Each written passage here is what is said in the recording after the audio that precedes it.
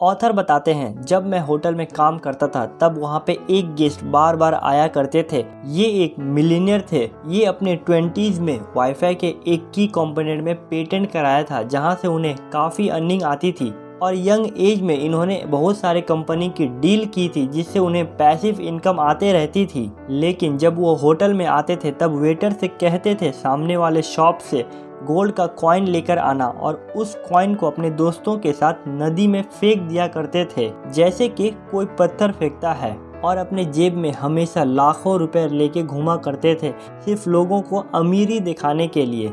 और कुछ दिन बाद ये मिलियनेयर ब्रोक हो गए। ऑथर बताते हैं, अगर कोई भी इंसान ऑडी, मर्सिडीज जैसे महंगी गाड़ी में दिखता है तो हमें सिर्फ गाड़ी ही दिखता है, ना कि उसके अंदर बैठे हुए लोग। बल्कि ऐसी कई रिसर्च हुई है जिसमें बताया जाता है कि हमें सिर्फ महंगी चीज ही याद रहती है, ना कि लोग जो उसे यूज कर रहे होते हैं। इसलिए हमें कोई भी शो ऑफ या यूजलेस कामों में अपने पैसे को वेस्ट नहीं करनी चाहिए। और ये होता है हमारा first point, getting wealthy versus staying wealthy. Physiology of money की ऑथर मॉर्गन हाउसल कहते हैं, मनी के कुछ रूल होते हैं जिससे आपको समझना चाहिए। ये सिर्फ इंटेलिजेंट के पास ही नहीं रहता है, बल्कि जो उसे समझता है सिर्फ उसी के पास ही रहता है। तो आज हम इस बुक से ये 7 रूल समझेंगे। और हाँ, अगर आपने हमारे चैनल को अभी तक सब्सक्राइब नहीं किया है तो अभी सब्सक्राइब कर दे, ताकि आपको ऐसे ही नई वीडियो मिलती रहे। अब नेक्स्ट रूल आता है luck and risk. Bill Gates जब 13 साल के थे तब उस समय उन्हें एक दोस्त मिला जिसका नाम था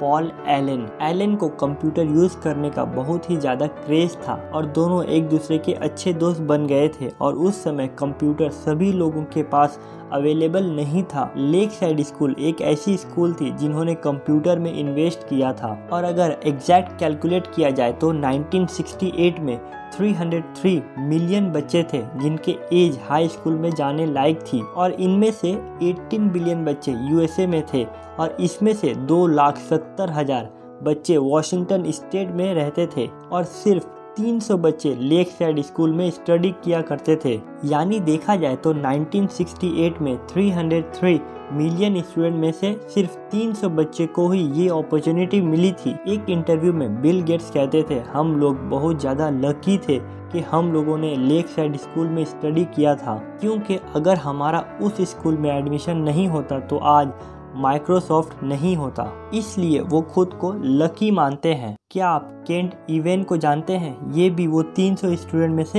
एक थे जो लेक साइड स्कूल में स्टडी किया करते थे। ये दोनों स्टडी में काफ़ी अच्छे थे। एक बार लेक साइड स्कूल में प्रॉब्लम हो रही थी एक्स्ट्रा क्लास को मैन्युअली करने के लिए, तो केंट और बिल गेट्स को इसे प्रोग्रामिंग करने के लिए दिया गया और ये लोग घंटों तक कॉल में बात किया करते थे और एंड ऑफ द टाइम इस प्रॉब्लम को सॉल्व कर दिया। लेकिन अनफॉर्चुनेटली मॉनिटरिंग करने वक्त केंट का डेथ हो गया था। ये बताया जाता है कि 1 मिलियन में से सिर्फ एक ही इंसान होता है जिसकी मौत होती है और बैड लक वो केंट इवेन ही थे।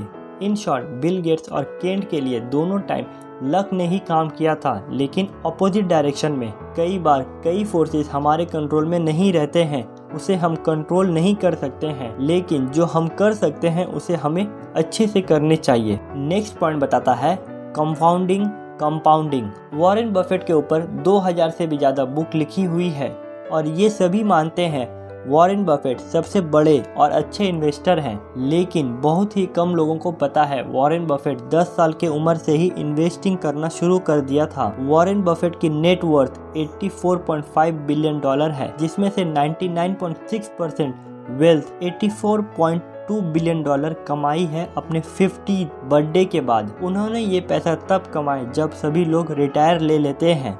एट द एज ऑफ 30 उनके पास 1 मिलियन डॉलर थे। अब वो भी नॉर्मल लोगों की तरह सोचते तो वो सिक्योर जॉब करते और 60 के एज में रिटायरमेंट के बारे में सोचते। लेकिन उन्होंने इन्वेस्टिंग करना शुरू किया और आज इन्वेस्टिंग की दुनिया का सबसे अच्छे और स्मार्ट इन्वेस्टर हैं। क्या आपने जिम साइमन का नाम सुना है?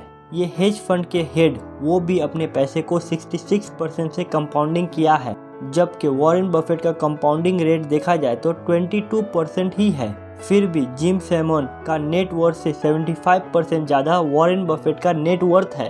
Just because of time. जहाँ पे साइमन ने इन्वेस्टिंग अपने 50 के एज से स्टार्ट किया, वहीं पे वॉरेन बफेट ने 10 साल की उम्र से ही इन्वेस्टिंग करना शुरू कर दिया था। और अगर आप भी इन्वेस्टिंग करना चाहते हैं तो मैं एक लिंक दे दूंगा, आप वहाँ से डीमेट अकाउंट ओपन कर सकते हैं और हमारे व्हाट्सएप ग्रुप में ऐड हो सकते हैं, जहाँ पे आपको इन्वेस्टिंग के बारे में प्रीमियम नॉलेज मिलती रहेगी। रूल नंबर 4 आता है नेवर इनफ। रजत गुप्ता जो कोलकाता में पैदा हुए थे और उन्होंने अपनी लाइफ में जो अचीव किया था वो इनक्रेडिबल था। अपने 40s के उम्र में मैकेंजी एंड कंपनी में CEO बन गए थे, जो world class famous consultancy firm है। 2008 में गुप्ता की नेट वर्थ $100 मिलियन हो गई थी और ये इतना पैसा है कि अगर हम बैंक में डाल दें और 5% भी इंटरेस्ट मिलता हो तो हर घंटे 43,000 इंटू 24 आवर्स कमाते रहेंगे। लेकिन इतना पैसा होने के बाद भी उन्होंने ऐसा काम कर दिया जिससे उनकी लाइफ बर्बाद हो गई।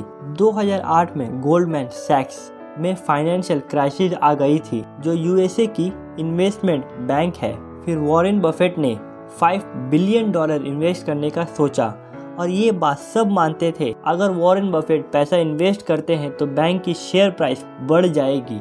जैसे कि रजत गुप्ता गोल्डमैन सैक्स के बोर्ड मेंबर थे तो उनको ये बात पहले से ही पता था, तो उन्होंने अपने दोस्त राज रत्नम को कॉल किया और ये इन्फॉर्मेशन उन्हें बता दिया और फिर राज रत्नम ने 1,75,000 शेयर गोल्डमैन सैक्स के परचेज कर लिए। और जब अनाउंस हुआ वॉरेन बफेट गोल्डमैन सैक्स में इन्वेस्ट करेंगे तो कुछ ही आवर्स में राज रत्नम ने $1 मिलियन अर्न कर लिया। और इसके कुछ ही दिनों बाद रजत गुप्ता और राज रत्नम को जेल हो गई इनसाइडर ट्रेडिंग के जुर्म में। ऑथर बताते हैं, हम लोगों को एक अमाउंट चाहिए होता है अपनी लाइफ को जीने के लिए, अपनी रिक्वायरमेंट को पूरी करने के लिए, और बाकी सब हम खुद के ईगो के लिए करते हैं। तो हमें ये पता होना चाहिए कि कहाँ पे स्टॉप लगानी है, वरना हम कई बार ऐसे काम करते हैं जो हमारे लिए हार्मफुल होती है। रूल नंबर 5 आता है फ्रीडम। लाइफ में हम सभी को एक चीज चाहिए होता है, वो होता है फ्रीडम। ऑथर बताते हैं कि हम लोगों के पास इतना पैसा होना चाहिए कि हमें कहीं भी जाने का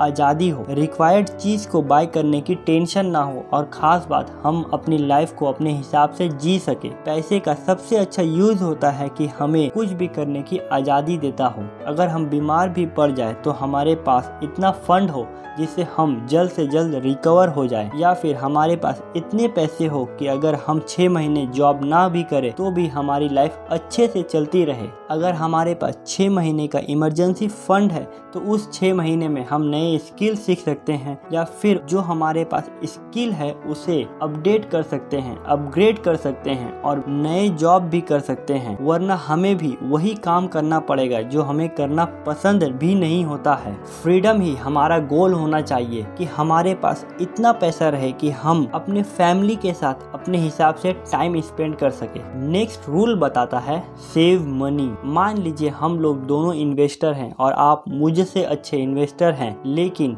मेरी सेविंग की फंडामेंटल कुछ अलग है। मैं 5% से एनुअल रिटर्न ले सकता हूँ और आपकी 8% से एनुअल रिटर्न आती है। मैं पैसे को थोड़ा बेटर मैनेज कर सकता हूँ और खुश होने के लिए मुझे कम पैसे से ही खुशी मिलती है और मेरी वेल्थ बेटर होते जाती है। ये बात भी सच है कि आपके पास मुझसे ज़्यादा एसेट रहेंगे, लेकिन एसेट के साथ साथ आपकी एक्सपेंसिव भी बढ़ने लगेगी, क्योंकि वेल्थ में इन्वेस्टमेंट से भी ज़्यादा सेविंग का रोल होता है। नेक्स्ट रूल कहता है man in a paradox. Author बताते हैं, जब मैं होटल में काम करता था तब वहाँ पे BMW, ऑडी, मर्सिडीज जैसे गाड़ियों में लाखों लोग आते थे, लेकिन कभी भी उसके अंदर बैठे लोगों को मैंने नहीं देखा। जस्ट इमेजिन, हम जब महंगी कार लेते हैं तो सोचते हैं कि लोग हमें देख रहे हैं और हमारी वैल्यू होती है, या फिर एक्सपेंसिव वॉच, मोबाइल परचेज करते हैं तो सोचते हैं कि लोग हमें अमीर समझेंगे और अमीर शो ऑफ करने की कोशिश करते हैं। For example,